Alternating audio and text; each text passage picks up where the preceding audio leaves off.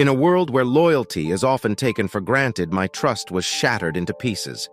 The discovery of my wife's affair with her boss broke my heart in every possible way. Of course, I didn't just sit back. My revenge against her was not just verbal, but also physical. But then, something curious happened that changed the game. This is my story, straightforward and true. Enjoy watching it. Dad, it's Mom. Pete grinned as he accepted the phone from his daughter. He had a fair idea what the talk would be about, but it was his first with his wife that morning, so he was looking forward to it. He overheard his wife, John, ask, "Hey, baby, can my sweet teddy bear supervise a dozen teenagers today? I'd like to believe I can handle this. Eva and the girls have been planning this for several weeks, so all I have to do is follow their directions. She and her friends are 19 or 20, so I'm not attempting to manage a group of toddlers." She asked. "Did you put up the pool the way she wanted it?" He responded. Yes. There are chairs in the lounge, in the pub, at the grill. The food is prepared. I did it all while you were gone. Next year, you'll be a chaperone. Don't tell me you weren't looking forward to this. There will be a dozen teenagers in bikinis all afternoon. I'm willing to wager that when I get home, you'll be ready for me. Don't forget, one of them is our daughter. 2 more of them are like surrogate daughters. I don't need to be surrounded by a dozen bikini-clad teenagers to be prepared for you.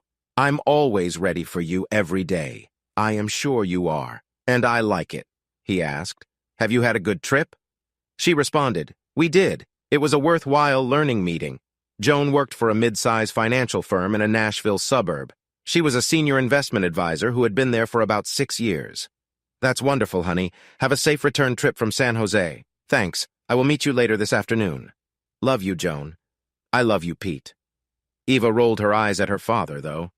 She was glad her parents still loved one another as much as they did. She aspired to be as in love with her hubby after 25 years of marriage. Pete was lost in his own thoughts for a moment, thinking about Teddy Bear. He had been a lover till the children were born. Then he was daddy till their oldest child left for college. He has been her teddy bear ever then. He didn't mind it too much. She enjoyed snuggling close to him and told him she liked sleeping with him. Next to her was Teddy Bear. So, who could he complain to? He, his daughter, and her 2 best friends had spent the last few days preparing for the party. It was only 2 weeks till she and her friends began college classes. Most of them wanted a large celebration during their junior year before driving off to other parts of the Southeast. She was beginning her junior year of medicine at Vanderbilt University, roughly 20 miles north of her parents' home in Franklin, Tennessee. She lived with her longtime best pals in an on-campus apartment.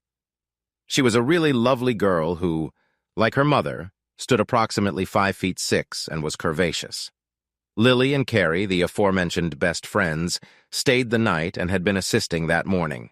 Lily was also a tall, thin, and handsome African-American with light pecan brown skin and beautifully long curled hair. At 5'10", she was a full inch taller than Pete, which she ruthlessly tormented. He did not mind. He adored her and loved having her around. She was like a sister to Eva, and a second daughter to him. She and his daughter had been inseparable since 3rd grade. She was on a track and field scholarship at Vanderbilt, which covered a portion of her tuition. She ran the 800M, 100M, and mile. When she was younger, she used to run with Pete. However, when she grew older, he informed her that he could no longer run with her since he was holding her back. She missed running with him. She was a bright young lady who was majoring in math and computer science. Carrie Eve, his other best friend, was the first person she ever met on her first day of elementary school. Carrie had dropped her lunch, which their housekeeper had prepared for her, and even given her half of it, because her parents had always encouraged her to serve others.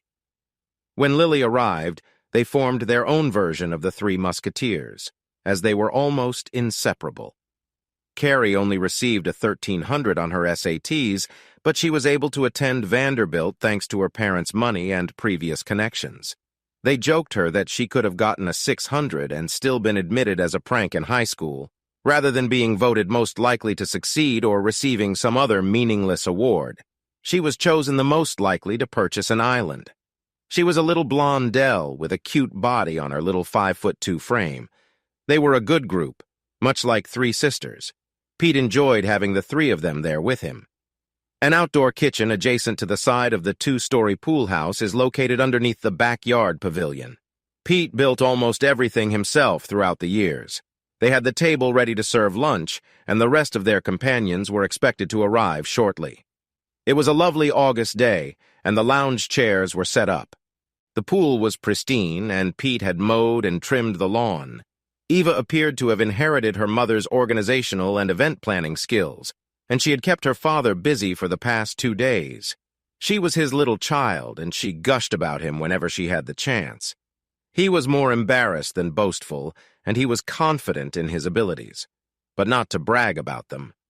She figured developing and maintaining his modest consulting firm would suffice for some men.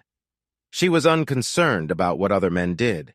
She knew the fathers of the bulk of the girls who came over, and if they had to vote on who had the finest dad, hers would most certainly receive the majority of first-place votes. After assisting to serve a beautiful spread of food and non-alcoholic beverages, Pete said, "Okay, ladies, I am going back inside." "Let me know if you require anything," Lily asked. "Are you certain you don't want to stay out here and eat with us?" "Thank you, Lily. This is for everyone to enjoy." "I'm good." This afternoon was solely for the girls. He'd kept himself busy in his office, from where he could see the pavilion and a section of the pool. When the girls began removing their cover-ups and garments to display their swimwear, he retreated to the den to watch the Braves lose another game so he wouldn't appear creepy. He'd been watching for approximately 20 minutes when he heard a ruckus outside by the pool and went to investigate. He noticed a muscular young man holding Carrie's wrist and attempting to pull her away from her companions, who had surrounded them and yelled for him to stop. Pete dashed outside and approached the group, yelling, "Hey, a-hole, let her go!" The enormous guy, perhaps 6'3", saw Pete and smirked, not bothering to slow down as he pulled a protesting Carrie to the exit. Little Carrie didn't even weigh pound 115, and he was about twice her size. As Pete got near, a hole forced Lily out of the way and she stumbled. Pete tried to catch her, but her tall figure collided with his nose and heart for a split second. He saw stars and then recovered, and he dashed to be between Carrie, the intruder, and the gate going into the driveway. "Let me go!" Ricky shouted. "Carrie and girls, get back!" All of the other girls stepped away from the 3 people involved in the altercation, but only a short distance. Some people had their phones out filming. I said, "Let her go." Pete said, "A hole." Pete came in close to Ricky, who thought that having 6 inches and 60 pounds, or 70 pounds on Pete, meant he didn't have to worry about him because his right hand was gripping Carrie's wrist. He attempted to throw a left jab at Pete. That was his first error. Pete dodged low and, with momentum behind him, delivered a good punch to Ricky's solar plexus. A large flood of breath burst out of his mouth, and he leaned back, taking the impact and quickly releasing Carrie. Pete applied a strong knee to Ricky's knots, forcing him to his hands and knees. "Get out of my backyard! A hole!" Ricky cautiously rose to his feet and stated, "You're not as big as my old man said you were. I'm going to enjoy slamming you around." The large guy prepared to take another punch at Pete. However, it was telegraphed so far in advance that Pete had to wait before responding. It was evident that this individual had no training. Thankfully, Pete dove under the large roundhouse right hook.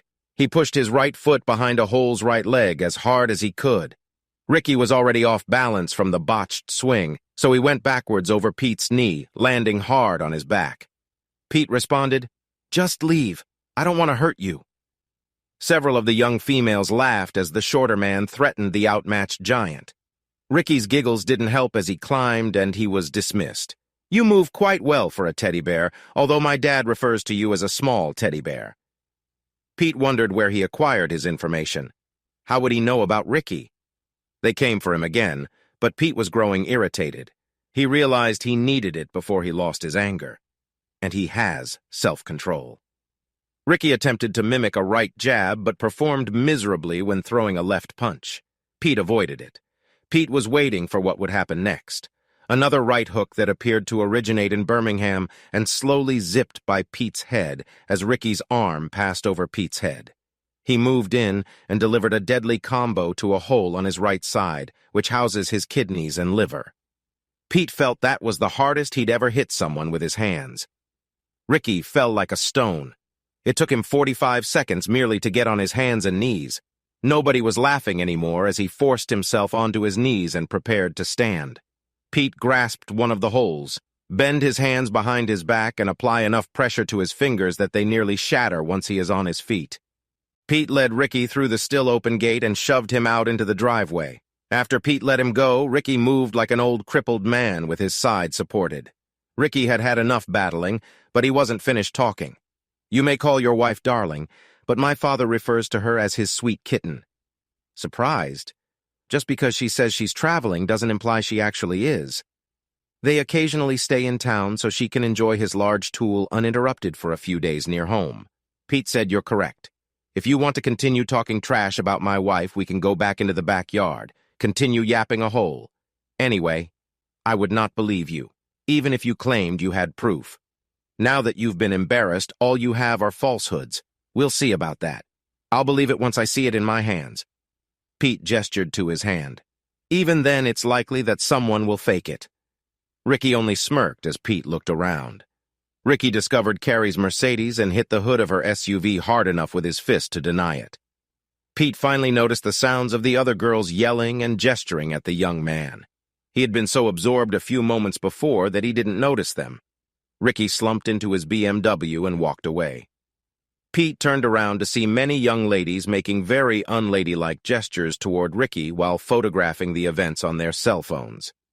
Pete announced, "Come on, ladies, the show is over.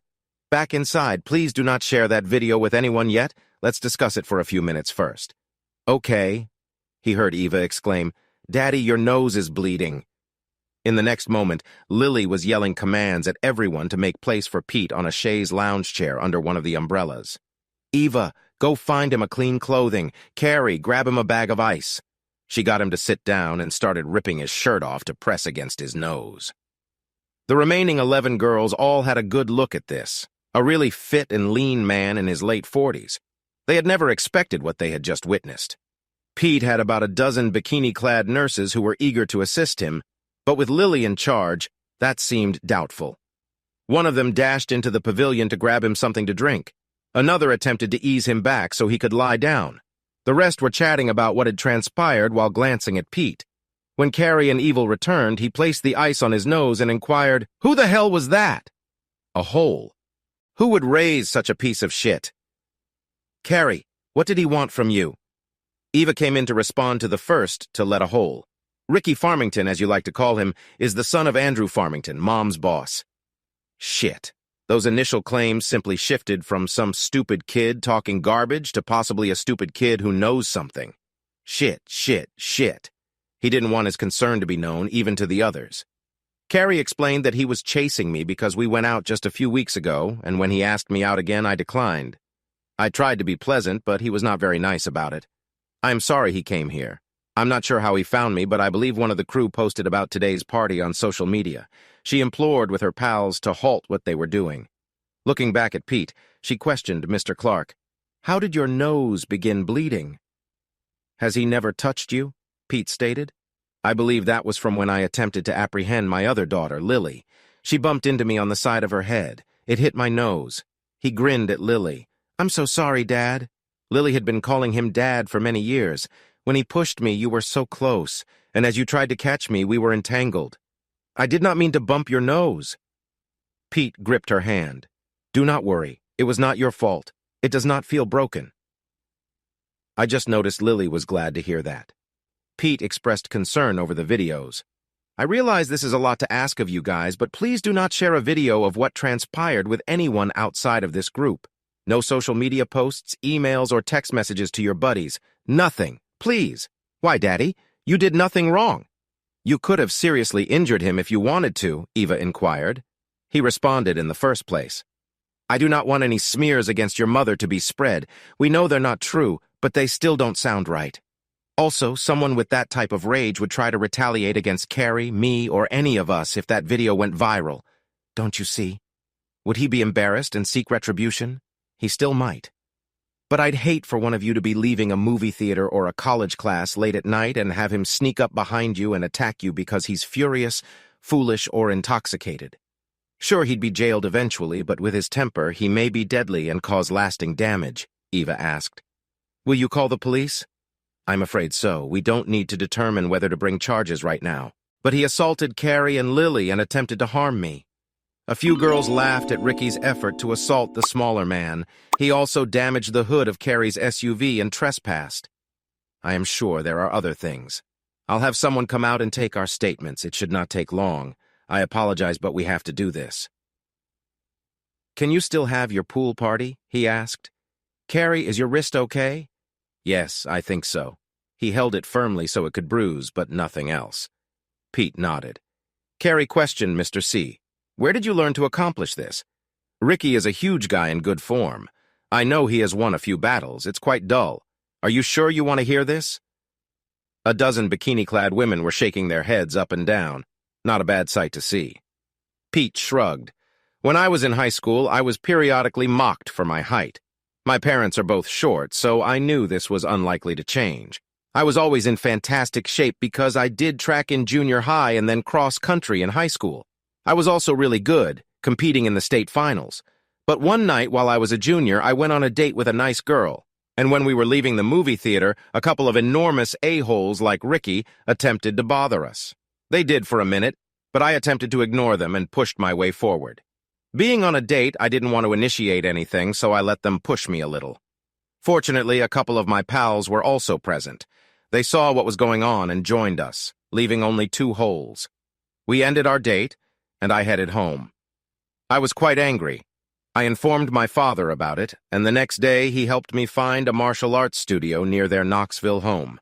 He advised me, be the best you can be, but if you ever get good, don't look for trouble. I vowed to defend you and others exclusively, and I took 2 lessons every week until I started college at Georgia Tech. While attending college in Atlanta, I discovered a studio that taught a variety of disciplines, including silent, a close combat style, as well as judo and jiu-jitsu. They did not follow a specific style because their primary focus was self-defense. I trained there for 4 years of college. The instructor was a very old man about my height, and his daughter was about IV, his size, in her late 30s. He commanded the school alongside his daughter, who was the most incredible warrior I'd ever seen. Fast, fearless, and deadly. I watched her spar against large, swift black belts, and they hardly touched her. They typically wish they hadn't. I knew I wanted to learn from her, so for 4 years I took 2 or 4 lessons per week. I was doing well for a while. He was modest when I married John. We still lived in Atlanta, but I reduced my lessons to 1 per week. She has never seen me in a match during our entire marriage. She knows I practice in our basement gym, but that's all. Iva, when you entered college a few years ago, I discovered a nearby studio and resumed studying. I am not as good as I once was, but I still do. Okay, Iva replied. Daddy, I never realized you didn't have to, darling P. Do you remember when we took you and Donnie to Paris? When was he in 9th grade and you in 7th? She nodded. Do you remember the time we drove out to that Moroccan restaurant in the shadowy part of town? She nodded again.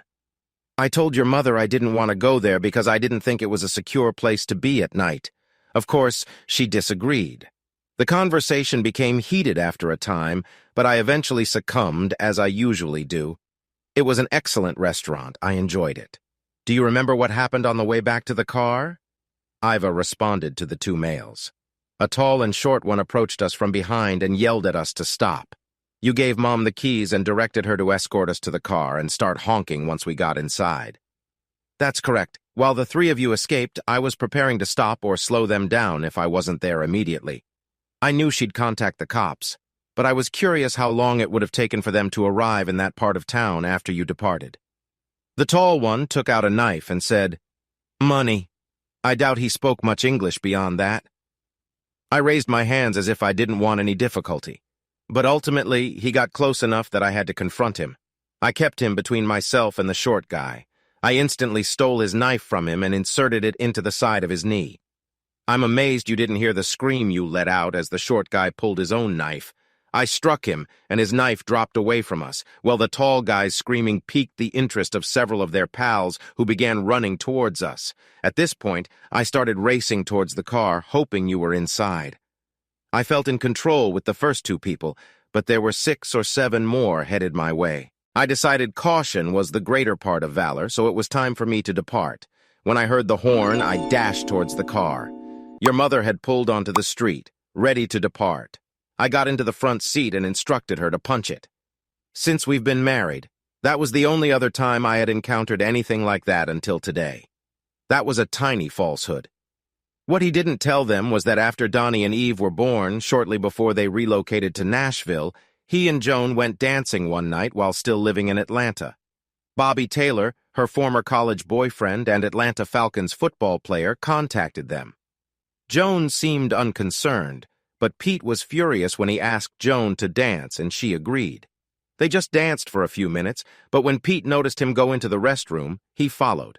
The jock, a wide receiver at Ricky's height, sneered at Pete and began talking about how much he missed Joan, and perhaps they'd dance a little more that evening. Pete wasn't in the mood because the old flame was going to push him out of the way to exit the lavatory. Pete slammed him to the floor. The huge guy fell at an unexpected angle, landed on his arm, and shattered his collarbone at the elbow, thereby ending his season. The Falcons brought in a substitute who performed so well that Bobby was eventually traded to another team. There were no charges filed. Pete proceeded with his companions. So, please, don't send that footage to anyone before the end of the day. There should only be 13 copies, including myself, and never more. They all promised Pete not to send it to anyone. He hoped they intended it. I realize this dampens the mood, but don't let it. He's in a hole. Forget him, Lily said. You mean he is in a hole? Pete grinned, and several of the girls giggled. He stood up and went inside to contact the cops. When the police came, he was greeted by all those attractive women in their swimwear. They hastily covered up, and he asked them to describe what had transpired. He checked Carrie's wrist, which was still red but not seriously wounded. Pete's nose had stopped bleeding, thus he had transformed. Carrie's mother had come over because her father had not yet returned from a trip. The entire discussion only lasted 30 to 40 minutes.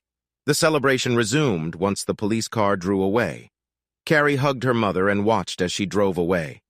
Eva also approached Pete and asked, Dad, do you mind if we stay here until we go to Carrie's? We planned to go dancing after supper, but after this afternoon we'd rather dance here tonight. It's your home, Eva. You know I do not mind. I adore having you here. She hugged her father and rejoined her friends. Pete caught the final inning of the Braves game. They were obviously losing while we were watching. He got an SMS from Joan. The plane was delayed. We will be home late. He exhaled. That small seed of doubt was beginning to trouble him, and he despised how some of Ricky's statements hit so close to home. He needed his wife to come home so that they could discuss. Pete danced with some more of his friends, or, more accurately, they were dancing beside him. They attempted to teach him the electric slide again, but he never quite got it right, which amused everyone, including Pete. Around 10 p.m., they needed to travel to Carrie's house, which had a lot of bedrooms. Pete had really sweet hugs, kisses, and thank yous from all the young girls as they went after a little assistance. It did not take long to tidy up outside. He heard the garage door open as he was emptying the garbage cans. Joan was home. He stepped out to assist her with her bag, and she gave him a warm hug and a short kiss on the lips as he approached. She said, I miss you, baby. How was the party? It was intriguing. I'll explain that in a minute. They had just left to go to Carrie's for the night. I assumed they were going out dancing, he added. They chose to dance here, I'm sure you noticed that. Have you turned off the lights and watched them from inside? That upset him slightly, but he responded, No. Lily took me outside with her, and I danced with the majority of them before they left. If I weren't so exhausted after the cross-country journey and delays, I'm sure you'd be in a great mood right now. I would be delighted to take care of you. Pete wasn't in the mood either. He said, Let me get your bag inside and pour you a glass of wine. I have quite a story to tell you. She was intrigued by what had transpired and followed him inside when he returned to the living room. She sipped her wine and watched him sit across from her rather than beside her. She snickered, assuming this was serious. Pete went on to detail what transpired, including phoning the police, but omitted Ricky's dialogue. She was stunned that someone could just barge into their property and harm innocent Carrie. Pete then revealed the identity of the assailant. His name is Ricky. Ricky Farmington. Andrew's nickname is Ricky. Joan's expression was one of shock and amazement. No way. I can't believe he'd do that. There must be an error. Pete stated explicitly that Andrew forgot to teach him a few things. Then he pondered about things like politeness, respect, how to fight, and when to close his massive trap. Joan paused for a second. Wait a minute. Rick is big? Do you mean you took him out of the backyard like trash? She let out a little giggle. She giggled some more, and then she began giggling. What? She said. You are making this up, correct? My hubby, all 165 pounds of you smashed that tank. He appears to be around twice your size. Okay, what is the joke? Pete wasn't as amused. She saw his dejected expression and urged, Come on, Pete, I'm not trying to hurt your feelings, but be realistic. Pete stood and said, Good night, Joan. Do not pout, sweetheart. I do not mean that negatively. How else could he handle it? I'll be there once I finish this glass. She was astounded when he responded, Do not bother, Joan yelled out to him as she went into the kitchen to place her glass in the sink, but he did not respond. When she went upstairs to their bedroom, he was not there. He was in the guest room. She asked Pete, What are you doing in here? I missed you and was going to snuggle with my teddy bear tonight. Teddy bear? He was now curious as to why she was using that pet name. Was it a term of fondness or derision? He could explode over her usage of the term right now, but he was emotionally fatigued and needed a clear mind to consider things through in the morning. He answered, Well, I suppose we'll both be disappointed. Then he closed and locked the door. After a few minutes of pounding and pleading, she eventually left and walked to their bedroom, perplexed by the change of events. Her husband seems to be losing his head. She thought of texting her daughter to find out more. But it was late. She'd see her in the morning. Besides, her spouse couldn't possibly accomplish what he stated. It was not doable.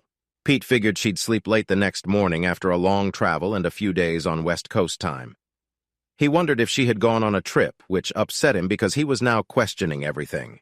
He sneaked into their bedroom and fetched some jogging clothing, after which he changed and ate a small breakfast. When he heard her start to move, he went for a long run, covering 7 miles in just under. 53 minutes later, he returned. Joan didn't look happy when he walked in. Mister, we need to chat. I don't think you told me the entire thing last night. He ignored her and went into the shower. She followed, but once inside the bathroom, he locked the door behind him.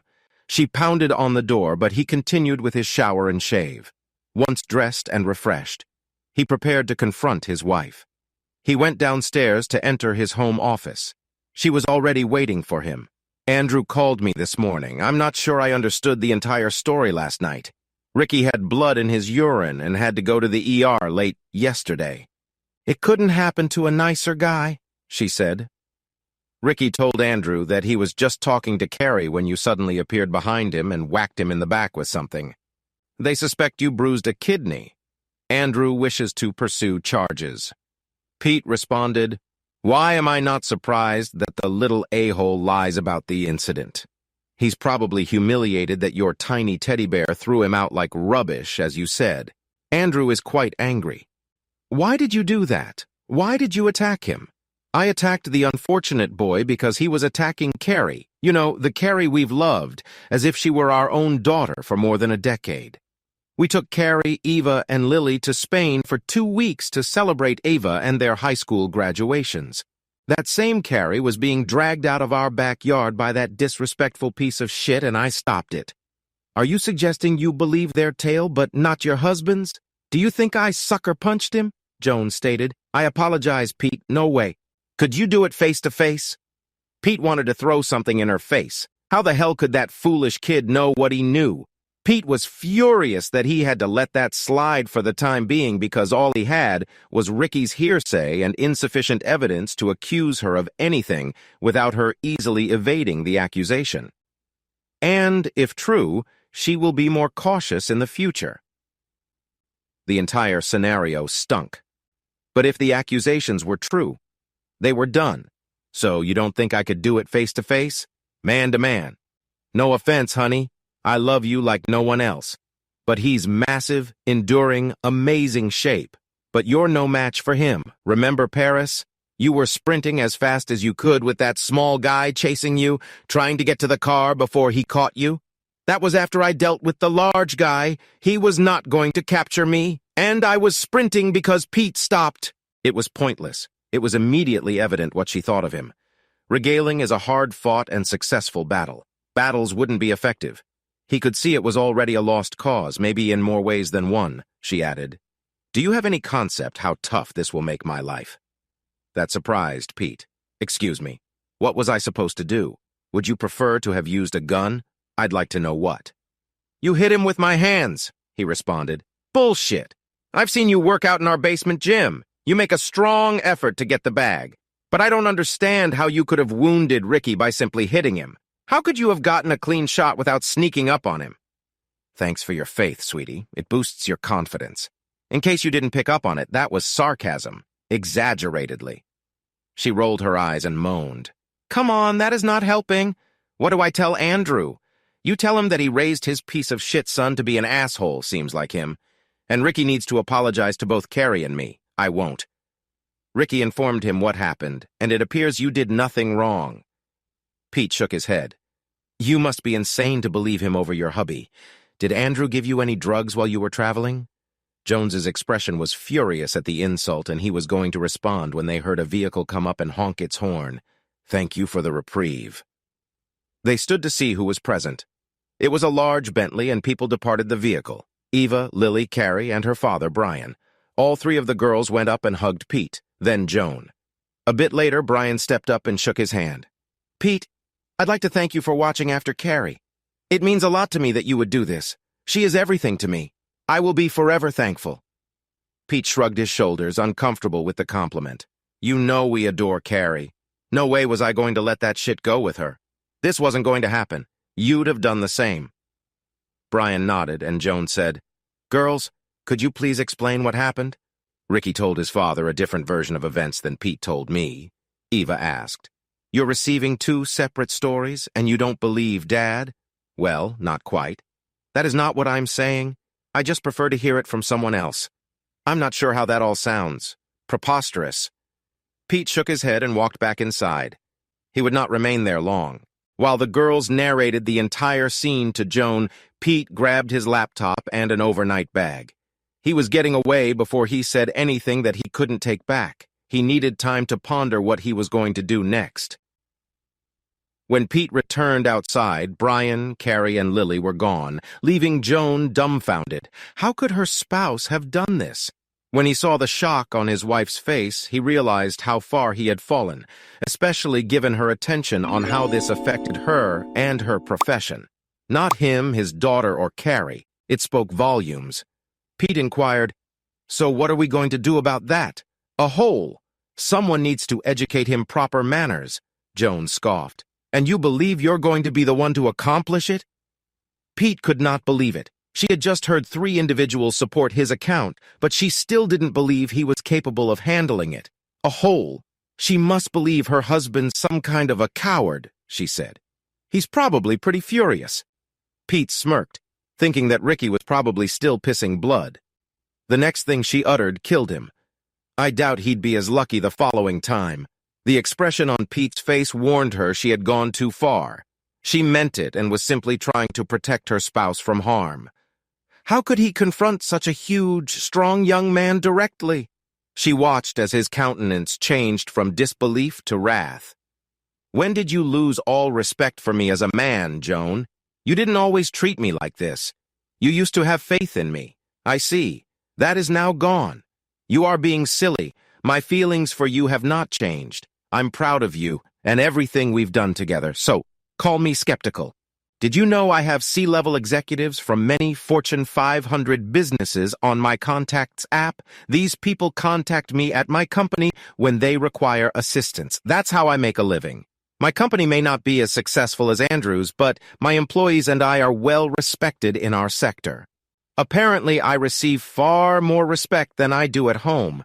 These previous couple of days have been incredibly informative when it comes to what you think of me. What does this mean? Not to worry about. I have made a decision. If that piece of shit, either him or his father, isn't here at 6 p.m. tomorrow, to apologize to myself and Carrie. Then Brian and I will contact the police and file charges. He has to pay for the hood of her SUV as well. You can't be serious. I still need to work with Andrew. Perhaps you can persuade him to teach his son good manners and to respect others. Clearly, he hasn't learnt that from his dad. But given how much time you spend with him, I'm sure you're aware of this. Pete, this could jeopardize my employment. So, Joan, see what this is doing to us, but it does not appear that you perceive it this way. Tomorrow at 6 p.m., Brian and I are phoning the cops. I'm going out for a while. No, you're not. We're not finished talking about this. We are completed, and I need to be apart from you. I'm going over to Brian's to discuss this. I am not calling them a holes father, because he listens to you. You can inform him what his child needs to do to avoid jail time. The clock is ticking, Pete. Come back here. He ignored her, walked into the garage, put his bag in his car, and drove away with Joanne, who was standing there with her hands on her hips and an exasperated grimace on her face. Pete had never done anything like this when driving to Brian's. Pete also determined that he needed to do some traveling for his business. What he worried was that based on his wife's reaction and hers and Ricky's statements, she had already succumbed to Andrew. Traveling would take him away from her and give him a chance to observe how connected she was with Andrew. At this point, he believed the foolish kid. Damn you, Joan.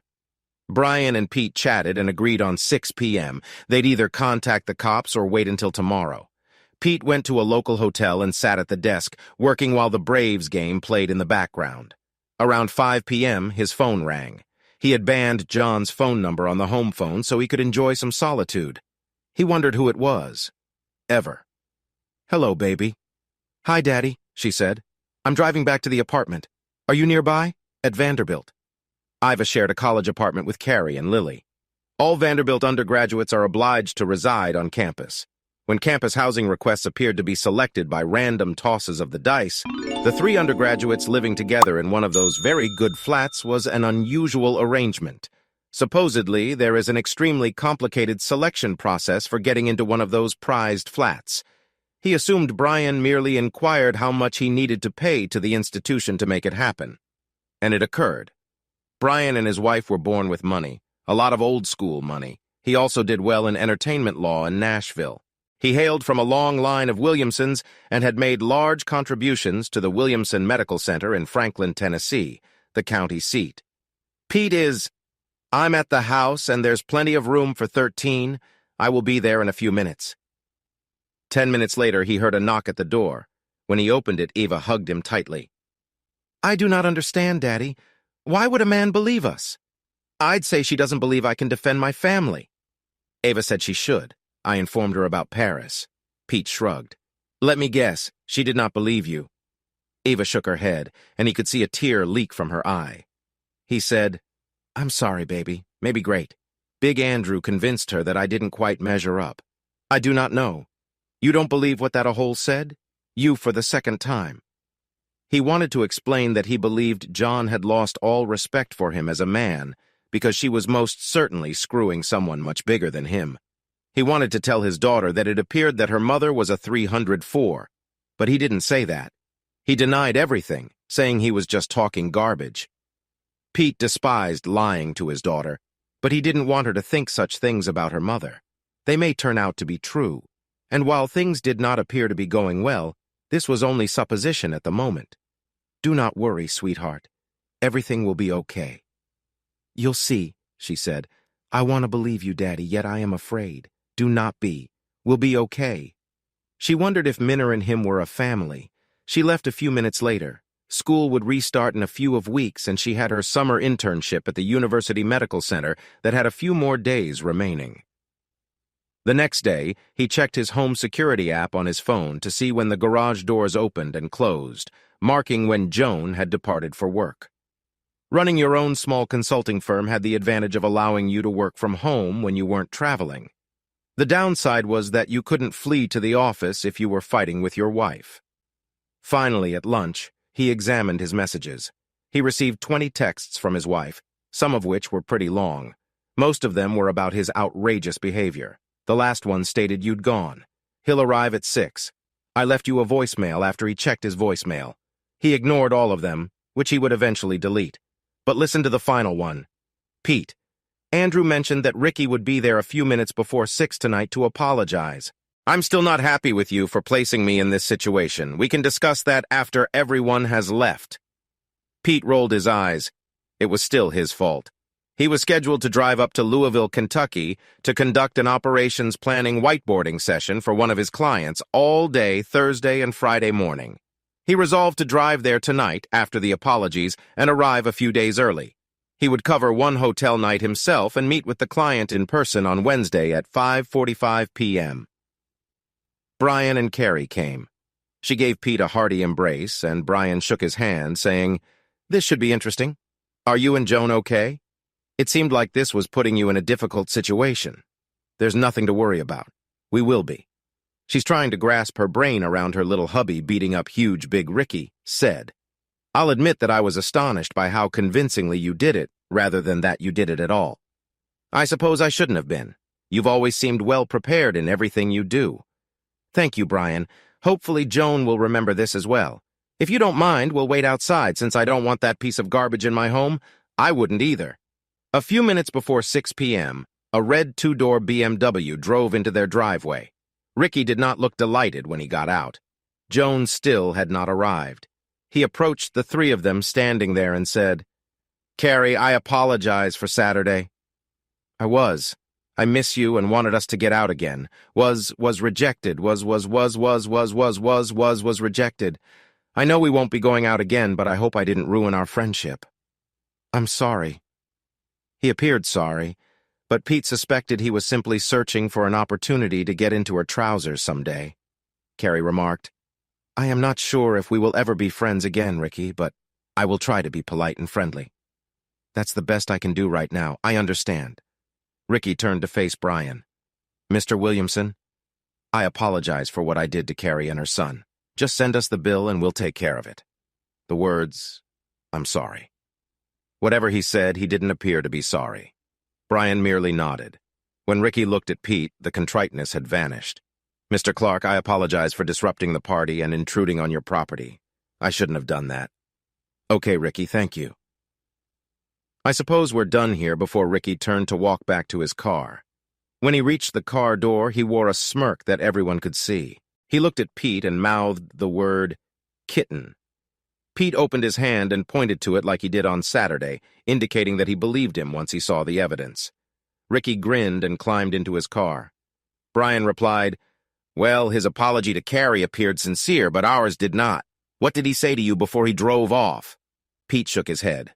"Nothing significant. We had a conversation while he was leaving the other day. He was bringing it up to try to irritate me again. Carrie wanted to say something, but she regretted agreeing to go out with him in the first place." "What a horrible decision," Brian stated.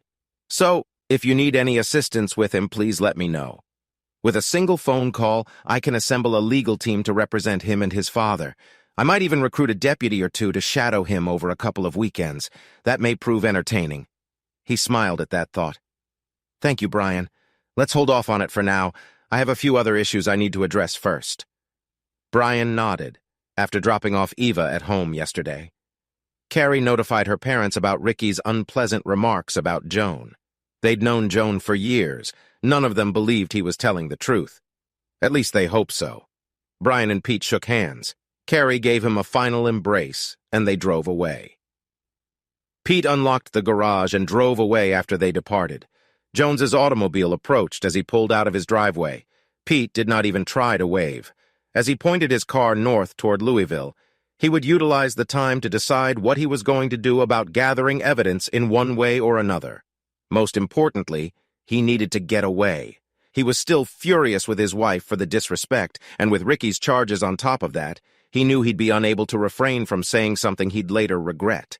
He would utilize the time apart to calm himself and prepare. 10 minutes later, his phone rang.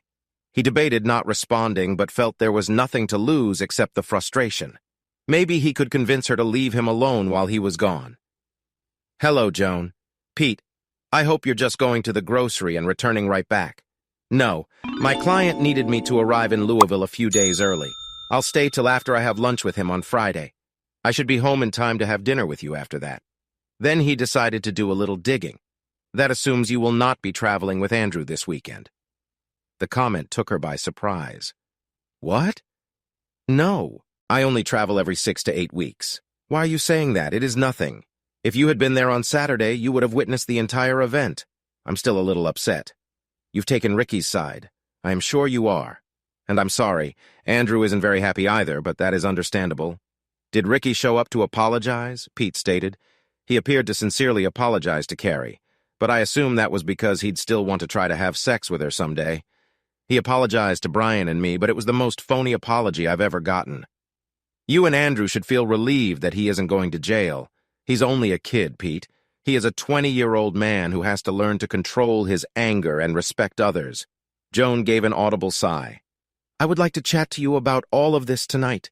Can we chat when you arrive home on Friday? Sure, I'll miss you, Pete. Pete thought that she wouldn't have a nice week. Joan. He then hung up the telephone. Joan was astonished by the way he finished their chat. This was upsetting her kind husband, and she still felt he wasn't very aware of how the circumstance affected her career. She thought this would simply be a hiccup in their long journey together. On Friday, she made him a nice meal and intends to offer him a good night's sleep in the bedroom. This would all blow over. It took slightly over 3 hours to get to Louisville. Plenty of time to think about what he needed to do. He was confident that the brat Ricky knew too much for it to be idle chatter. It said little about his father that he would share such information with his son. But if Andrew is the type of man who sleeps with married women, it's not surprising that he's not the best father. The only thing he really suspected was that Joan and Andrew cheated while on vacation. Of course, they may be having sex in town, as Ricky suggested. Andrew was divorced, so they wouldn't need a motel. Damn. However, he suspected Ricky would be seeking for evidence to rub Pete's nose in it. He could try to fake something, but Pete would be on the alert for that. Pete planned to travel as much as he could over the next few weeks. If she cheated when he was out of town, then the two of them might be careless and do it at home. Andrew seemed like just enough of an asshole to want to try it, and Joan appeared to be so loyal to Andrew that she might allow it. Perhaps he should hire a person and have them followed. He sighed, unable to comprehend what had happened. But Joan's contempt for him was surprising. I was curious how long he had been blinded by his love for his wife. He went to Amazon immediately after checking into his hotel. He created a new account and ordered many different hidden Wi-Fi cameras, which he plans to install throughout his home. They would be delivered on Thursday to his hotel. Hopefully, they won't record anything. But he didn't like the odds. It was a long week for everyone. Iva contacted her dad a couple of times, and he told her he was all right. Donnie called once to check on him, and Pete told him the same thing. Everything was fine. Joan left text and voice messages telling him how much she loved and missed him. They were conveniently left while Pete was with his clients. He was glad about that because he didn't want to talk to Joan. On Friday, he drove 3.5 hours home, dreading what awaited him. However, it went better than intended. Joan was dressed properly when he came, with a pretty dress that hit just above her knees. She was wearing high heels and good jewelry, which Pete assumed meant she wanted to go out to dinner. In her heels, she was the same height as him, which never disturbed him. He always enjoyed having her on his arm. That night, he was fine with her going out because it would put her in a good mood and likely avoid any conversation from becoming serious until they got home. He dressed quickly, and she requested him to take them to a swanky steak establishment that she knew he liked, like the evenings when they would attend performances. She spent the entire night on his arm, cheesed off one of her shoes, and stroked his leg beneath the table. He despised the fact that she could have such an effect on him while he was still angry. He pondered how many more evenings like this would come, hoping he was mistaken but knowing his suspicions were correct. When they arrived home, she was all over him the moment they came through the door. They hadn't made it past the family room before she had taken down her dress and thong and was on his zipper. Standing there in her garters and heels had the desired impact on Pete. Joan didn't object when he dragged her up, spun her around, and screwed her while she was lying on the couch. She dragged him up the stairs to the bedroom and did it again. That was fantastic. I needed it. Pete, I love you. He hugged his wife and said, I loved you too, Joan. She forgot the verb tense after lying on him for a few more minutes and going to the restroom to prepare for bed. When she returned to the bedroom, she spooned back into her husband, wrapped his arm around herself, and fell asleep contentedly, certain that everything was fine in the world. The following morning, Joan was already up and painting circles on her husband's chest. Once she could tell he was well and awake, she murmured, "Thank you for last night. It was a good night." He had to admit it was really wonderful. "My pleasure, sweetheart." The words "sweetheart" reminded him of what Ricky had said. Joan continued, "I need to tell you something, but I hope you won't be too upset. I need to travel to Memphis on Thursday to meet with one of our university clients. They want a comprehensive examination of their portfolio. I should be returning on Friday. How did this occur? Aren't these scheduled a little more in advance?" she responded. "Normally they do, but a competitor has been talking to them and they are one of my top clients. So Andrew has asked me to go speak some sense into them." "So you're going alone this time?" "I am. They've been with me a long time, so everything should be fine." He sat silently for a minute, contemplating. She questioned him. "Are you okay?" He replied, "Yeah, I am in a similar situation. I have to travel next weekend and all the following week. General Dynamics, VP of Supply Chain over there, Gulfstream Division, has invited me to a supply chain information technology meeting. I attended a conference with him in Orlando. Then I'll be with them at their Savannah facility, the remainder of the week." She sat up at that realization, allowing herself to become uncovered, which looked wonderful as her jugs were still jiggling once she was sitting, not caring much about anything else anymore. Pete reacted by bringing her closer to him so he could start kissing. Pete had always admired her figure because she was still curvaceous and had large jugs to match. Joan wanted to hear more about his remarkable vacation. Slow morning sex followed by a good shower had become uncommon for them in recent years, and they both relished the opportunity. She resented that they didn't do it more often, but she recognized that it was also her responsibility. Pete despised the idea that everything was about to come to a horrible conclusion. She didn't want to ask during breakfast, but she did anyway. "Pete, we did not talk about last weekend. Are we okay? I hope you understand how much I adore you. We need to find a way out of this because I have long-term ambitions for you and me." He grinned and squeezed her hand. "I would enjoy that as well." Joan, albeit he didn't expect it to happen. He needed to give her credit. She tried all weekend and early the next week to love him, not simply with sex as much as she had in many, many years. He did his best to reciprocate, but he honestly believed the end was near. Over the weekend, he planted a small GPS tracker on her car to determine where she went. He took all of the Amazon shipments that had been hidden in his car's trunk and arranged them. He replaced smoke detectors, books on shelves, and wall receptacles with gadgets that included hidden Wi-Fi cameras and microphones. He expanded his security system by installing a few exterior cameras.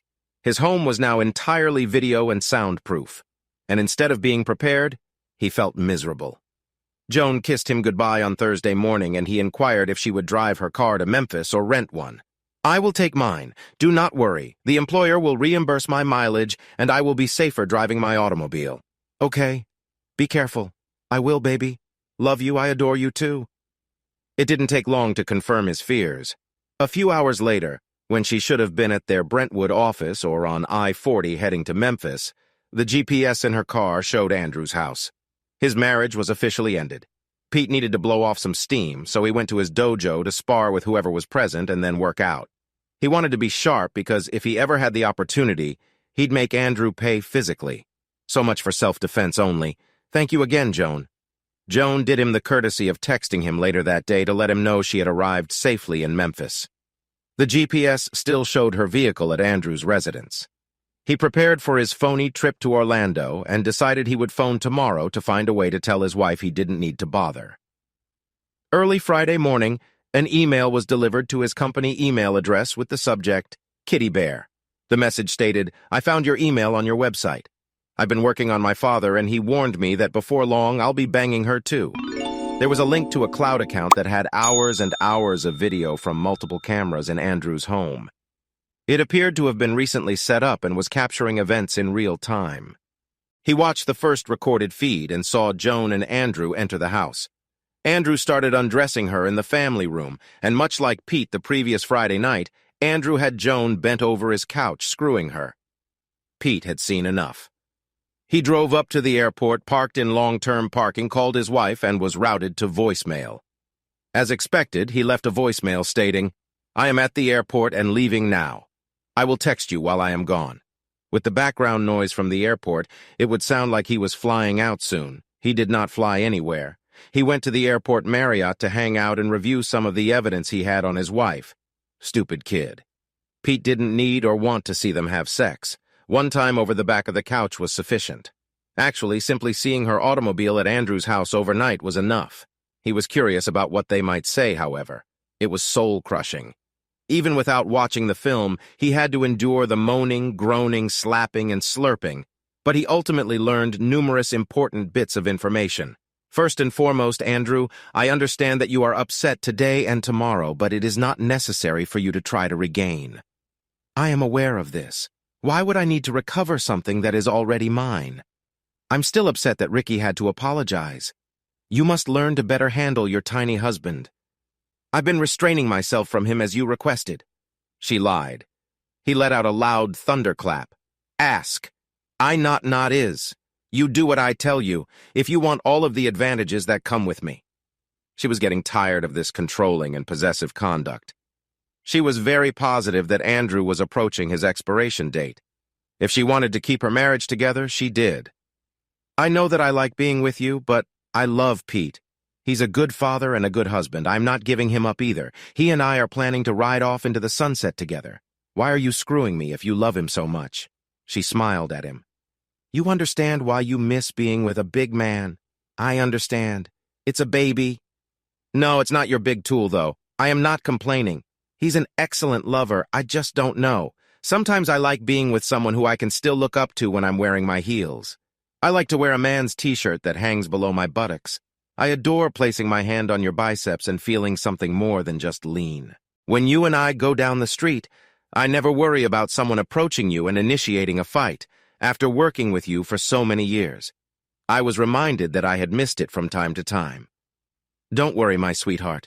You keep taking care of me, and I will continue to take care of you.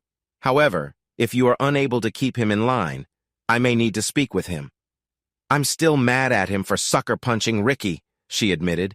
You will not if you attempt to injure even a single hair on his head. You will regret it. You won't hurt my hubby. Do you hear me?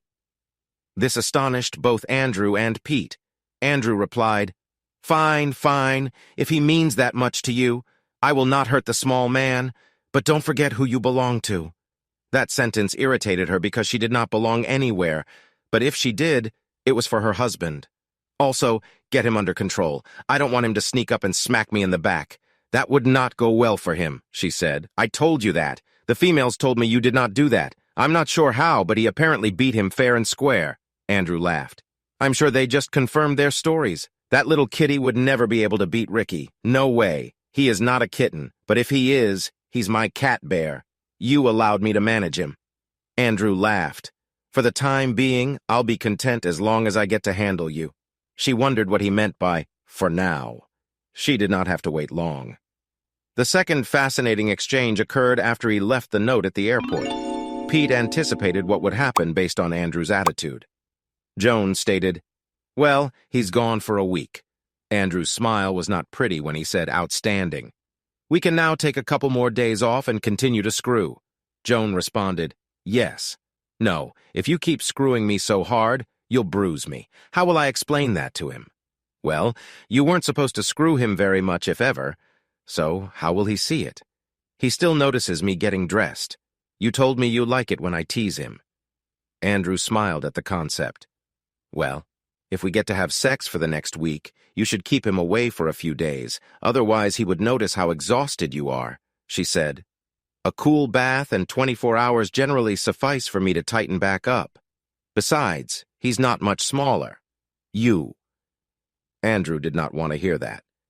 Taking authority, he stated, This is what we will do. I'll be as kind as you want, but not in my house, or while we're traveling. I will screw you whatever I want. If we are at your house, I will be as sweet as your adorable little hubby. You stated he wouldn't return until next Friday night. This concerned Joan. She and Andrew had never had sex at her house before. I'm not convinced that is a good idea. Do you remember what I said yesterday? You do what I say and everything will be good. If it bothers you so much, I won't sleep at your house. We'll just have a few long lunches there. That will appear very harmless. Joan hesitated for a few moments, but eventually joined Pete, Orlando, and Savannah. She should be okay. She would only phone him for a few minutes each morning and night to check on him. Okay. Only long meals. This merely reinforced to her that she needed to leave Andrew. And soon. But how?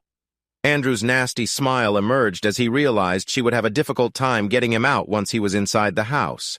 Andrew wasn't bothered about Pete arriving early. He could deal with irate spouses, especially ones the size of Pete. He copied all of the videos that were in the cloud folder. Once they had left Andrew's residence, he would destroy the server files, leaving Pete with the sole copies unless Ricky saved them somewhere else. Pete had numerous calls to make. It was Friday afternoon, so he hoped people were still working. His first call was to Brian. "Hey, Brian, this is Pete. Just a moment." "Sure, buddy. I have several. What up? Remember the chat we were having at my house when Ricky arrived to apologize?" "I do," Pete stated. "Ricky's claims appear to be true. Joan has been having an affair. I'm not sure how long this has been going on, but it's been a while. Man, I'm very sorry. I assume this isn't a social call? I'm afraid not. I need a favor. I need an excellent divorce attorney." "Quickly," Brain answered. "Done. I only know the woman. She can be cruel and vicious. Or simply get it over with. Whatever you prefer. Let me give her your information and she will make time for you today. That sounds great. Also, please instruct Miriam not to mention anything to anyone. I know you don't keep secrets from her, so please keep this quiet until I give Joan the documents. Possibly next week." "Sure, Pete. I am sad for both of you. We have always liked you and Joan," Pete stated. "Thank you, Brian. I'm sorry, too. I owe you." "No, you do not. We've been friends for a long time, and so have our girls. This is just me assisting a friend. When all is said and done, you are welcome to buy me a beer or two. I think I'd enjoy that. Consider it finished." Brian put feared family lawyer Charles in touch with Pete, and she started preparing divorce papers that evening. He noticed Joan's automobile had returned to their home, and just as Pete was about to fall asleep, his phone called. Was Joan. "Hello, Peter. How's Orlando doing?" "Hot and humid with a risk of rain, which is quite typical for late August." "How about Memphis?" she replied. "You mean Nashville? I got back this afternoon. It is lonely without you. I wish we had another Friday night, like last Friday night." "Yes, I'd like it too." Pete wishes he could return to a month or so ago when he believed his wife was faithful and have a night like last Friday. However, there was no going back. They talked for a few more minutes before she proclaimed her feelings for him. "Pete, I love you." "Joan, I love you too." He was quite sad when he disconnected the call, but the more he considered it, the angrier he felt. The next day, Saturday, he returned to the airport to hire a car. He needed to go to a dojo and practice some. He couldn't use his car or go to his regular one for fear that someone there knew his wife or children and would reveal his presence in town.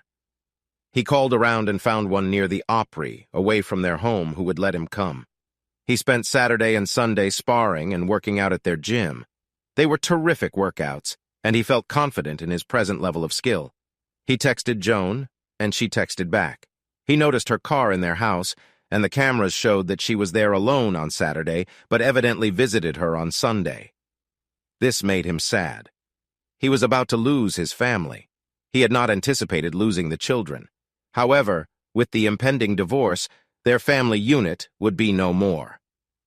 After a few minutes, his sadness turned into resolute action. He reasoned, "Well, I guess you have to deal with what life gives you," which was exactly what he intended to do. Brian called Pete on Monday morning, which was unexpected. "Pete, I needed to give you a brief call. Joan called Miriam last night. She requested if she might forward her resume to our investment advisors because she felt it was time for a change. Miriam said she'd look into it. What are your thoughts? I understand that this does not excuse the affair, but perhaps she is trying to get away from Pete for a minute." He considered his family, what he intended to do, and how his life was likely to unfold. She would never be his wife again. She would probably have fewer troubles with the kids if she could get away from Andrew. "Yes, go ahead. The harm has already been done, but I believe that will make life easier for everyone." Brian responded, "I understand." By Monday afternoon, Charla had completed the divorce paperwork, and Pete wondered if the encounter at his house would take place soon. Joan called him that night to say she missed and loved him. He attempted to return the adoration. Donnie also called him, and they had a terrific conversation. He felt Eva had some knowledge of what was going on, despite his protestations. But Donnie, unless Eva told him, which she definitely did, everything would catch him off guard. Damn you, Joan. He assumed Pete did not sleep well that night. Pete worked from the hotel on Tuesday morning and was notified at lunchtime by the GPS on Joan's car, which was leaving her office and heading home. They could ride together, although it may seem hazardous. So he assumed they would go their different paths. His home security cameras detected 2 automobiles pulling into his driveway. He prepared to drive home. He was in no hurry. He expected them to take a few hours. Joan mentioned that we should return at 2 p.m. People will begin searching for us. Andrew said, "Do not worry about it. I am the owner of the company. Nobody will question me. True, they will not question you, but they may wonder about me. I don't want anyone telling my husband why you don't believe he will divorce you, do you?" Another indication that Andrew had no real interest in her besides sex? I don't know. I know he would not want to. He might get away with a one-time blunder. But what if he knew how long? I do not believe he would forgive me. Andrew said you have kept him in the dark for 3 years. I believe you can manage. Yes. Okay, maybe I can. If we merely see each other every month or so, as we used to. The previous few weeks have been perilous. I'd like to keep it private so that only we know, which is why I should at least return to the office. Andrew smiled, thinking of Ricky knowing and possibly participating soon. Joan was an excellent employee, but not indispensable. Her future with the firm may be determined by how she acts in the future. He believed he had her in a good place. She couldn't make a scene at work because it would ultimately get back to her husband. The same thing happened to her, perhaps accusing him of sexual harassment. Even if she attempted, the accused possibilities were 1. However, proving it would be incredibly difficult given how long the romance had lasted. As a result, he felt empowered and in charge of the situation. Pete directed Park down the street, out of sight of the home. He'd been there for an hour, listening to their screwing and talk via Wi-Fi cameras that were transmitting any movement and noise to the cloud. He heard the comment around 3 years ago and thought himself a fool instead of getting down. He utilized that as fuel for his fire. He checked his home security system on his phone app to ensure that no alarms were set and that no chimes would sound when he opened the rear door. He sneaked in and softly ascended the stairs. Once on the landing, he heard Joan pleading, "Come on, Andrew, I need to get back to the office." Pete walked into their bedroom and said, "That means get the hell out." Joan was shocked to see her husband standing there. She pulled the covers over herself and shouted, "Peter, I thought you were in Savannah." This is not as it appears. Pete leaned against the doorframe and answered, "Now, Joan, you are normally a fairly intelligent woman, but that has to be the stupidest thing you have ever said." Except for that dipshit. He could see his wife's face and neck turn bright red at that comment. "Good," he said. "At least you feel some embarrassment." Andrew stated, "Oh, well, the tiny decided to come and witness how a full-size man cares for his wife. Do not worry, she claims she only loves you. But we both know she enjoys having sex with me." "Andrew, shut up. That is not true, Pete," she sobbed. Pete said, "I only love you." Apparently not enough to keep away from this big bum. He mentioned something to Andrew. "Well, I seem to recall your foolish baby son on the ground the other day, struggling to stand up after I beat him with my bare hands. Maybe I should go teach him another lesson for messing this 304, or would you like to take? Nonetheless, your finest shot at me was well-deserved." That remark stung Joan. Pete had never mentioned anything about her. The other sentence undoubtedly caught Andrew's attention. "I am going to beat you to death in your own home in front of your tiny wife. She won a bigger and better man than you, and she received one." Yeah. Put your shorts or pants on and meet me in the backyard. I don't want your bum exposed after I call an ambulance to pick you up." As Andrew stood to recover his pants, Pete began laughing at him and pointing to his tool. "Joan, you traded me for that baby carrot, good God. You could say you wanted a taller man, but you certainly weren't interested in him being bigger. Andrew was actually a little bigger, as Joan mentioned, but no man is ever happy when someone makes fun of his tool." Pete wanted Andrew to be angry. Pete left the room without waiting for either of them. Joan was crying even more now, seeing Andrew advance after her husband had gotten her moving. Nonetheless, she had to stop this. She did not want to hurt her husband. She sprang for Andrew, but only managed to scratch the tops of his shoulders and back with her fingernails. Surprised by her actions, Andrew instinctively turned and backhanded her hard, knocking her back against the bed's headboard, injuring and stunting her to the point of near unconsciousness. Pete was already running fast down the steps, and Andrew was lucky not to hear Joan being hit. He didn't want his house wrecked during the imminent conflict because Pete had no intention of concluding the situation fast or leaving his home. Pete used a mouthpiece just in case. Then he dashed into his backyard as if he were being pursued, in full view of his new security camera facing his backyard. Andrew was not far behind him. Andrew stated, "I'm going to enjoy beating on your Pete. After I finish, I'm going to bring Joan here and screw her into one of the chairs by the pool so you can watch." Pete spoke around the speaker saying, "I don't care if you screw her or not. She no longer matters to me. What I'm doing here is teaching you how not to screw married ladies. I anticipate you to learn a terrible lesson in the backyard." Andrew sneered and approached Pete, intending to simply grab him and beat the snot out of him. He expected his better reach to be a big help in the battle. As expected, Andrew shone a little more experience than Ricky by having his hands up in a standard boxing position with his shirt off. Pete could tell Andrew had massive arms and shoulders that matched his size. Clearly, he worked out in the gym, but the flab around his stomach indicated that he spent the most of his time lifting weights and doing minimal cardio. Except for screwing Joan, Pete would have an advantage in a longer fight, and it was suggested that his midsection may be soft.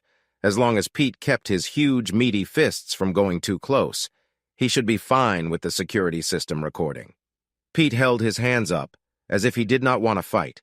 When he harmed Andrew, he intended to make it appear as if it was in self-defense. He only intended to share the footage if Andrew attempted to fabricate a story or press charges. Hopefully, nobody will ever see the video. Andrew charged at Pete, delivering numerous jabs and attempting to grasp him. Pete simply stepped backwards to dodge them. Andrew waited for a while, and with Pete's hands raised, Andrew seemed to be the aggressor again. Pete was only waiting for his chance. Andrew would rush to throw punches, and Pete would move out of the way or block them with his arms away from the camera.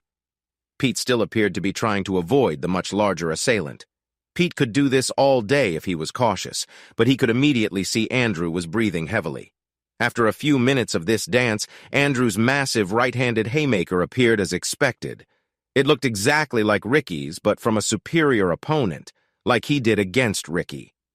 He struck Andrew hard in the right kidney when Andrew was bending down in pain. He did not go down. That was no problem for Pete. Since Andrew was not recuperating rapidly, Pete jumped up and descended, delivering a brutal elbow down into the kidney area with a loud bang. Pete hoped the 12th rib was totally floating. Now, after the strike, Andrew did go down, this time on his hands and knees. He didn't try to stand up since he couldn't. His side was on fire. How did that little crap strike him so hard? Pete stood waiting for Andrew to stand as this was being recorded. He needed Andrew to keep appearing to be the aggressor, but this was getting increasingly difficult. Andrew eventually stood and raised his hands as if he planned to box again. Pete could tell he wasn't moving properly. Pete was now loving Andrew, throwing blows despite the fact that his ribs hurt. The jabs were not particularly hard. They almost looked for show. He understood that each punch would be unpleasant, especially for someone who was not used to being hit or in agony. Pete could now return jabs as Andrew moved more slowly, but each jab was directed toward the side that had been hit previously or the kidney area on the opposite side. Andrew's grimaces turned to misery as each strike was delivered. Andrew recognized he wasn't going to win the fight. He thought he could get near enough to the smaller man to assault him, grab him, and throw him to the ground, since he recognized he wasn't fast enough to hit the quick guy. Also, his side was killing him, and he was having difficulty breathing in the bedroom. After regaining her composure, Joan put on a robe and dashed down the stairs leading out of the bedroom. She grabbed her phone and dialed 911, reporting that her husband and her boss were fighting in her backyard and had dispatched an ambulance. She froze as she approached her husband's home office and dashed inside. Andrew tried to rush Pete again, but this time he lumbered and was off balance due to his discomfort. Pete tripped him up, and when Andrew landed on his hands and knees, Pete pretended to be the Titan's kicker. He wound up and fired the crushing shot he had hoped for. Andrew's reaction was to cry out and curl up into a fetal position, his hands protecting his balls. Too late. Andrew would not be able to get up on his own, and it seemed unlikely that he would do so any time soon. "Pity," Pete replied to a whimpering Andrew. "Who's the bear now? A hole. Compared to you, I am a screwing Kodiak. You're lucky I won't drag your rear into the water and drown you." Pete sat down about 10 feet away, listening to Andrew whimper and moan in pain. Normally, he would have been horrified to see somebody so terribly harmed. He felt nothing for this man, save that a small amount of justice had been done. He waited for the police or ambulance to arrive, hoping Joan had contacted them. He was astonished he hadn't noticed her. Where was she? What happens next? Pete was stunned. Joan was running out of the home with the shotgun, her hands and a black eye indicating that she was approaching Andrew and aiming the gun, prompting Pete to jump up and soothe the frantic woman. She yelled, "You won't hurt my husband. I will murder you. Do you hear me? You won't hurt my hubby. There's little likelihood of that happening." Pete embraced her close to him, causing the gun to point down to the ground, and he gently slipped the gun out of her hands and placed it on the ground away from them. Several minutes later, a police officer arrived and approached them. She was still saying, "You will not hurt my husband. You won't hurt my hubby." She appeared to be coming undone. The cop removed the shotgun ammunition before examining the injured victim. Speaking with dispatch, he learned that the ambulance was only a few minutes away. Andrew was coughing up blood by this point, which astonished the officer because his only visible features were his crimson sides. There appeared to be some early bruising and significant scratches on his upper back. He spotted Joan's growing black eye and asked her first man, "Are you okay?" That silenced her grumbling and appeared to rouse her. She responded, He. She then sobbed for a time and pointed at Andrew. "He assaulted me when my husband arrived. Andrew chased him." Pete was confused by the reaction assault. It was totally voluntary. The officer inquired, "Ma'am, please hurry to the hospital so that the abuse can be documented." "Okay. Can my hubby take me?" "Sure. But you need to go as soon as possible. Right now would be preferable."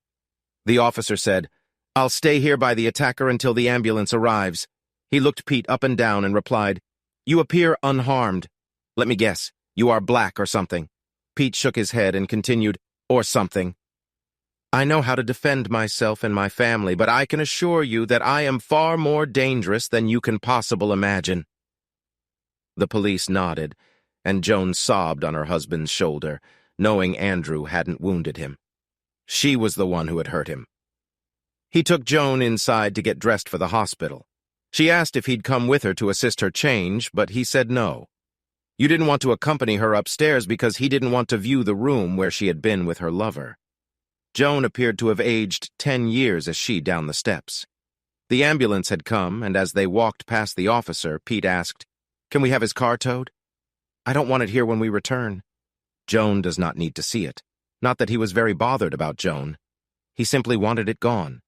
The officer stated that he will take care of it in the car. They drove silently almost halfway to the hospital. Joan said, "Speak to me, Pete. Yell at me, scream at me, call me a 3 or 4 again. But let me know what you were thinking." He resumed driving. After another minute, he announced, "Assault." "How are you going to go about assault?" "Everyone will know it was voluntary. I will not lie for you." Joan's face fell. "I would like to use this as a chance to keep him away from me. He was getting too controlling, and I had decided to leave him and his firm anyhow. So I've heard." She stared at her husband with amazement. "Just because I'm short in height doesn't mean I'm short in brain." She whispered. "I understand," he said. "I would ask you why you did it, but I am already aware." "I'm sorry," she whispered. "The unfortunate part is that I would do virtually anything for you. You know I would. But one of the few things I can't alter is something you've been holding against me for years. You shouldn't have married me, Joan. Please do not mention that. I made a terrible mistake. We've been really well together. We have a wonderful family, a beautiful home, and nice jobs. We have a very fantastic life, except for your long-buried desire for taller, heavier males." "That was a direct hit," he added. Besides, you should have considered all of those lovely things and determined that an affair was not worth the risk. As a portfolio manager, you should understand all about risk. I understand. I was incredibly stupid. Would you kindly forgive me? Pete shook his head. Maybe someday, but not any time soon, she asked. So is there a chance that we will stay together? No, that won't happen, but why? He scoffed. Why do you believe so? She responded. Due to the affair. We can seek counseling. We can conquer this. Joan, this was not just an affair. On Friday, his small boy provided me a link to a cloud account where the sex fest you and Andrew had on Thursday and Friday had been videotaped. She let out a gasp at the revelation. I'm not sure who set it up, Andrew or Ricky. Regardless, I heard you. You don't have to worry about wearing high heels around me anymore. It had never disturbed me before. I knew. It has always bothered you. You will no longer have to be concerned that people may see your short husband as an easy target to attack. Do you still believe you made up the tale about Paris? Joan shook her head no, almost imperceptibly, but it was quite evident. Also, when Ricky forwarded me the link in his letter, he mentioned that Andrew had committed to find a method to screw you as well. No surprise he entered our backyard as if he owned it. He showed no respect for me or for us. Why should he? His father didn't either. And who was the first to show disrespect for our marriage? That would be you, Joan. She was upset when she realized she'd disrespected Pete. First, she was also shocked that Ricky thought he could have sex with her. She did not like Ricky. She now understood why he had been lingering around so much. She could not believe how far she had gone. Pete, I don't know what to say other than to keep saying how sorry I am. You may be sorry, but it is not enough. You've lost faith in me. You've lost respect for me. Even if I am a better man than him in every way. That wasn't enough for you, was it? Joan gazed out the window as tears flowed down her cheeks. She inquired, What now? I had planned to send you divorce papers today. I'll wait a little longer on those, depending on how the next few days go. We're still getting divorced, but giving you the paperwork on the day you were allegedly assaulted would undoubtedly look bad in family court. He asked, So how are you going to pull off the assault? What was with the... Do you intend to send an innocent guy to jail? I wanted to send him to the mortuary, but you were equally culpable as he is. So that comment made her want to jump off the moving vehicle. Jones claimed there was nothing innocent about him. All you have to tell the cops is that I was crying when you entered the bedroom. You saw nothing else. Once Andrew saw you, he went after you. I will take care of the rest. That way you won't have to lie. That is a falsehood, he stated. I understand, but I pleaded with him to leave. The tears would have come shortly after. Pete remarked, I have this black eye to prove he hit me, and skin from his back under my fingernails to show I tried to fight him off. And don't forget, your inner portion is full with evidence that he screwed you. Oops, I meant to assault you. Joan burst into tears after hearing the comment. Pete asked. She gathered herself and added, You still haven't told me why you got the shotgun. Crazy things can happen during fights. I was not going to let him injure you. I had no idea how long I had been out of it, so I grabbed it. I didn't know what to expect as I stepped outside. Was this what you expected to see? They both knew the answer to the question. Pete appreciated her desire to keep him safe, but she should have felt that way 3 years ago and avoided starting an affair. Pete called a few minutes later while they were still in the car. Brian, this is Pete. Joan and I are on our way to the hospital. We're both fine, but we need a good attorney, and we need him or her fast. I'll give you the details as soon as possible, possibly later today. Man, sorry to hear that. I will make a couple calls. Are you heading to Williamson's Medical Center? We are, Brian explained. Okay, good. I am delighted you are keeping it within the family. Sorry. That was my lousy attempt to lighten the mood. I'll make sure that someone meets you quickly. Don't talk to anyone until you've spoken with your attorney, Pete responded. We understand. And thank you, Brian. Pete ended the phone and gazed at his soon-to-be ex-wife. You understood that, correct?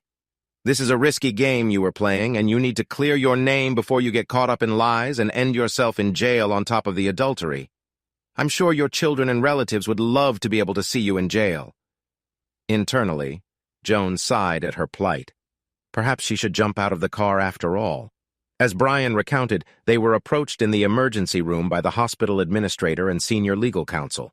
They knew Brian personally, and the attorney was a distant relative. They were mostly there to guarantee that they were noticed right away and that no one attempted to interrogate them until they had confirmed with the attorney that Brian was Cindy. When the attorney arrived, she soon learned what Joan was trying to accomplish. They gradually documented what led up to the day, including the duration of the affair and some of the specifics. Ricky showed up and became involved. The videos from Andrew's apartment and the Clark security system. Joan was humiliated by having to explain everything in front of her husband. Pete was done being angry. He was just numb. Who was the person he'd been living with? Finally, the attorney urged Joan to pursue an out-of-court settlement that would recompense her enough to move on to another firm. She believes the DA's office would pursue a criminal prosecution due to the length of the affair, making today seem like bitter grapes, perhaps bad. But that was the most likely outcome. Furthermore, Andrew's side of the tale would establish a case, making it difficult for 12 people to convict him. So why would the DA squander the court's time, which would certainly result in a hung jury? However, Andrew would most likely prefer that his name and firm remain out of civil court, and more significantly, the news. Also, he would most likely prefer that no mention be made of the beating he received while visiting a married woman's home. At this moment, Pete requested a few minutes with Joan. He stated, "I don't care if the settlement is for $10,000 or $10 million. In the divorce papers, I intend to seek for the house. All other assets will be shared 50-50ths, with the exception of my consultancy business, and there will be no alimony. So you may want to strive to get as much as possible. Wait, I want to change it. You can keep the bed after today. That dirty creature is yours to deal with, as you wish." That reply indicated that she would be completely alone in pursuing the subject. She was certain that her spouse would leave her. She realized it was her fault, but addressing this on her own was almost unbearable. She claimed, "You'd be willing to battle me for the house." He responded, "After everything I've learned over the last few weeks, after what I've seen on video the last few days, after what I saw in her bedroom today, and after what I did to your lover a short while ago, you'd want to know what I'm willing to do. You may want to consider what I could do. Should I be so determined? Consider what I could accomplish with those movies and who I could distribute them to. Your laptop is still on our home server, so I have the contact information for all of your clients and many of the firm's others, and I could give them a wonderful video of their investment advisor not taking oaths seriously or exercising sound judgment. How many of them do you think would want to continue working together? What about you, though? Ask your sweetheart how angry I am and what I am willing to do. Trust me." He got off easily. "If the only thing I get out of the marriage you destroyed is our house, you'll have gotten off easy." Every time he spoke the word lover, it felt like a red-hot poker on her flesh. It pained her. But what could she say? She could not refute it. There were no mitigating circumstances. "I'm not willing to fight Pete over the horrible disaster she made." She agreed with him and resolved to get as much as she could from the jerk who had ruined her marriage. Following Andrew's surgeries, Joan received a compensation from him. It took many weeks to negotiate and another couple of weeks to get. But it was enough that even if it took her a few years to find a job and return to her previous income, she would be able to subsist. Not long later, she found a new job. Brian and Miriam used investment advisors. It didn't pay as much as her previous position, but it was with a huge global corporation, so she has at least some prospects. She bought a condo near her new employment and set up a 3-bedroom house so that the kids could spend some time there. Hopefully, she gave away her old bedroom set. She did not want it either. She tried to put her mistakes behind her, but the evenings were the worst. She alternated between feeling numb and heartbreaking grief, multiple times. She called Pete, cried, and hung up. She didn't say anything. She'd probably need to see a psychiatrist and, ideally, get a lot of sympathy or embraces from the kids and a couple of her brothers who lived close. One of the things that helped her with her new company was that she poached some of her old clients from Andrew, which was very simple because they loved her and were ready to quit Andrew's firm after someone advised a reporter to seek information through Freedom of Information Act requests. investigating a police report involving Andrew at the home of a married woman. The officer appears to have written a pretty full account of the occurrence, including the assaulted but avenged husband, the abused victim claiming assault, and brandishing a shotgun to protect her husband's safety. The amazing story began in the newspapers and ultimately made it to the local nightly newscast. Once out of the hospital, Andrew's only response to questioning was, "It is a private matter." No comment. Andrew underwent many procedures that saved his injured kidney, fixed his rib, and restored some functionality to his testicle. There was hope that he might eventually get an erection, but he would need another surgery, which would be terrible for Pete. The past few weeks had been the longest of his life. He attempted to remain on the road as much as possible. The months that followed, including the Thanksgiving holiday, were also painful. He felt physically ill the day Joan moved away. The dissolution of their family unit was worse than when his grandparents died. Iva was at least somewhat prepared for what Ricky said. He had seeded the germ of doubt, which eventually developed into the truth. She despised what her mother did. I hated it. How could anyone harm her father in that way? Even though her father was the innocent person, she knew this would pain him for a time. Her mother would be okay.